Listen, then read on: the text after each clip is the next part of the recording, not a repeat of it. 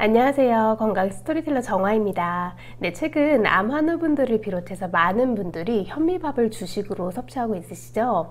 하지만 우리가 흔히 건강식으로 믿는 현미에도 장단점이 존재합니다. 얼마 전 한 구독자분께서 저는 현미밥만 고집해서 먹는데 요즘 피로감이 심해요. 철분 부족일까요? 라고 질문을 해주셨는데요. 현미를 꾸준히 먹는 분들이 많지만 이 현미가 100% 완벽한 식품은 아니라는 점을 기억하셔야 합니다. 잘못 섭취하면 오히려 건강에 해가 될 수도 있으니까요. 오늘은 바로 이 점을 짚어보고 현미의 장단점을 정확히 이해한 뒤에 올바른 섭취 방법까지 알아보고자 합니다. 우선 현미가 왜 이렇게까지 건강식품으로 각광받게 되었을까요? 네, 현미에는 피트산이라는 성분이 들어있는데요. 이 피트산은 곡물의 겉껍질에 많이 들어있는 성분입니다. 놀라운 건강 효과가 많아서 연구자들 사이에서도 주목을 받고 있어요. 네, 첫 번째로 항암 효과가 있습니다. 실제로 2021년 미국의 한 연구에 따르면 피트산이 대장암 세포의 성장을 약 최대 40%까지 억제한다는 결과가 나왔는데요. 특히 유방암과 전립선암 예방에도 도움이 된다고 합니다. 두 번째는 혈당 조절에 탁월합니다. 현미의 피트산은 백미에 비해 혈당 상승 속도를 약 30%가량 정도 늦춰주는데요. 그래서 당뇨가 있거나 걱정되시는 분들은 현미를 드시는 이유가 바로 여기에 있는 거죠. 혈당을 걱정하시는 암 환우님들의 선택도 그렇고요. 네, 세 번째는 변비 해소 효과가 뛰어납니다. 현미의 풍부한 식이섬유는 장 운동을 활발하게 해서 이 장 건강에 도움을 주는데요. 이 외에도 피트산은 중금속 배출을 돕고 항산화 작용으로 노화 방지에도 효과적입니다. 이렇게 좋은 현미다 보니까 앞에서 말씀드렸다시피 많은 분들이 치병하시면서 섭취하고 계시죠. 그런데 여기서 끝나면 좋겠지만 사실 현미에는 큰 함정이 하나 숨어 있긴 합니다. 바로 이 건강에 도움이 된다고 말씀드렸던 피트산이 미네랄 흡수를 방해할 수 있다는 것인데요. 피트산은 체 내에서 칼슘, 철분, 아연, 마그네슘 같은 필수 미네랄과 결합하는 성질이 있어요. 네, 이렇게 결합하면 우리 몸이 미네랄을 제대로 흡수하지 못하게 됩니다. 예를 들어 보면요, 우리가 철분이 풍부하다고 알려져 있는 이 시금치를 현미와 함께 먹었다고 생각해 보면요, 분명히 철분을 섭취한 건 맞죠. 그런데 현미의 피트산이 그 철분과 결합해 버리면 실제로 우리 몸에 흡수되는 양은 훨씬 적어지는 겁니다. 네, 이게 왜 문제가 될까요? 네, 만약 현미를 주식으로 장기간 먹으면서도 미네랄 보충에 신경을 쓰지 않는다면 골다공증, 빈혈, 근육경련이나 면역력 저하 같은 문제가 생길 수 있습니다. 특히 갱년기 여성분들이나 암치료를 받고 계신 분들은 더욱 주의하셔야 합니다. 이 시기에는 칼슘과 철분이 특히 더 필요한데 이 현미만 너무 의존하다 보면 오히려 영양 불균형이 생길 수 있기 때문입니다. 네, 그렇다고 현미를 아예 드시지 말라는 것은 절대 아닙니다. 현미의 좋은 점은 그대로 누리면서 이 미네랄 흡수 방해를 최소화하는 게 가장 좋겠죠. 먼저 가장 쉽고 효과적인 방법인데요. 현미를 물에 12시간 이상 불리면 피트산이 최대 50%까지 줄어드는데요. 네, 더 좋은 방법은 발효를 시키는 것입니다. 예를 들어 현미를 누룩과 함께 발효시킨 발효현미는 피트산이 거의 없어지고 영양소 흡수율도 크게 높아집니다. 네, 발효현미라고 해서 어디서 이걸 발효시키나 이런 생각이 드실 수도 있는데 인터넷에 발효현미라고 검색해 보시면 10kg에 한 3만원 정도 하거든요. 네, 이런 제품을 구매해서 밥을 지어 드셔도 될 것 같습니다. 만약 과민성 대장증후군 같은 예민한 장을 가지신 분들도 이렇게 발효시킨 제품은 소화가 또 원활해지니까요. 참고하셔서 건강하게 섭취하셨으면 좋겠습니다.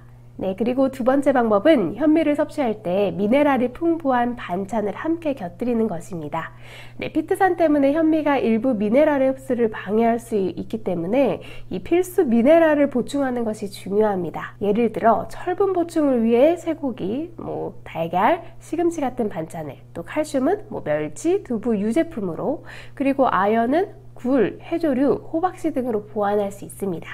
네, 이런 식으로 다양한 미네랄을 함께 섭취하면 영양 밸런스를 더욱 효과적으로 맞출 수 있겠죠. 네, 세 번째, 현미와 다른 곡물을 번갈아서 섭취하기인데요.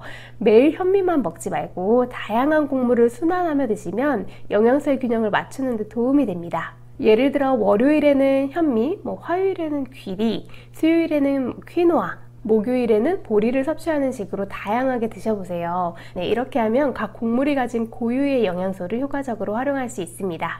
네, 마지막으로 현미는 아침보다는 점심이나 저녁 식사에 먹기인데요. 아침은 우리 몸이 미네랄을 가장 잘 흡수하는 시간대입니다. 따라서 아침에는 미네랄 흡수를 방해하지 않는 오트밀과 같은 식품을 선택하시고, 현미는 점심이나 저녁에 드시면 이 미네랄의 흡수에 방해가 덜해서 더욱 적절할 수 있습니다.